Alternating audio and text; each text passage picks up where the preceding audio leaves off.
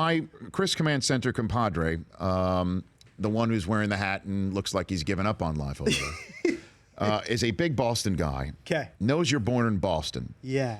And yet here you are in a throwback shirt of the team that has prevented Tom Brady from not only winning once, but twice, including an all-time great undefeated season. So may I ask for you? Sure, go ahead. What gives? Yeah, what gives? Is there going to be like, are we going to have like a wrestling match? I don't think it's going to get ugly. physical? I don't think it's, Scott, I don't think it's going to get ugly. Okay. All right, here's what I'll tell you. So generations of Wolf family in Boston. My papa, my dad's dad, died never seeing the Red Sox win a World Series. Boston through and through. When I was 5 years old, moved to New Jersey with a chunk of my family. My parents split. My mom remarried. We went to New Jersey. Beautiful West Orange, New Jersey. Beautiful West Orange. Sunny West Orange. The Garden State. It's always sunny in West Orange. That's right. Isn't that a show?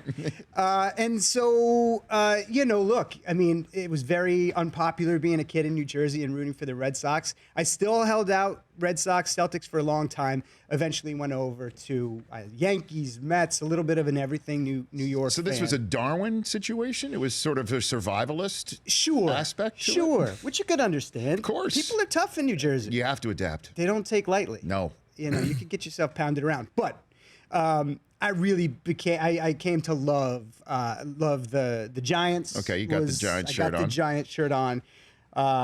And back to the Phil Simms and Lawrence Taylor era, some great teams. When Belichick was on the staff there. When Belichick was on the staff. Before he became the pride of New England. He was the right-hand man of the tuna. Yeah. Of the boss. And, I love the tuna. Mm-hmm. And just a great team to follow. And, our defense was always just massive and have loved the team ever since and got to go to my first Super Bowl. I'd never been to a Super Bowl until a few years ago in 2012.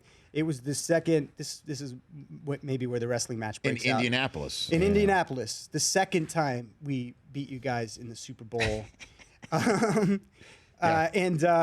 Is he coming over? No, he's not. Okay, he's bigger than I am. He's still there. It's okay. And but it was incredible, like to have the only Super Bowl I've ever been to be my favorite team, and to come out on top and have it be another one of those sort of Eli pulling it out of his hat in the last minute. That is one of the holes he might have pulled out of.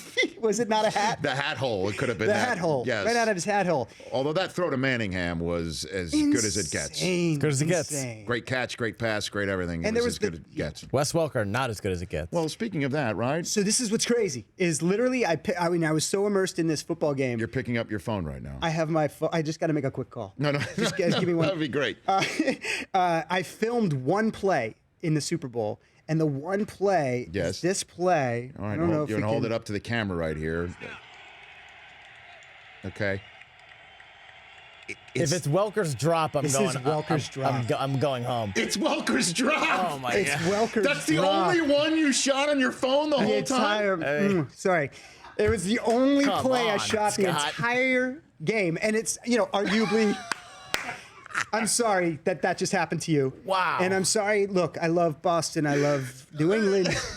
But my God, that moment. And it was one of those moments, look, when a team wins a championship, yes, there is such incredible skill, there's such incredible hard work, and there's also a little bit of that magic dust. And when Welker does not drop that pass, never did, and maybe hasn't since. And there's a lot of conversation about it that Brady thought he was going to a certain spot because it wasn't thrown particularly. No, he had to make a. But an Welker has turned and made a catch like that in his career. Hit both hands. You gotta catch it. I don't want him to replay it again out of respect to you. But I do believe that on the audio you could hear a curse word in Portuguese somewhere in the background. Yeah, Giselle launched him. That's right.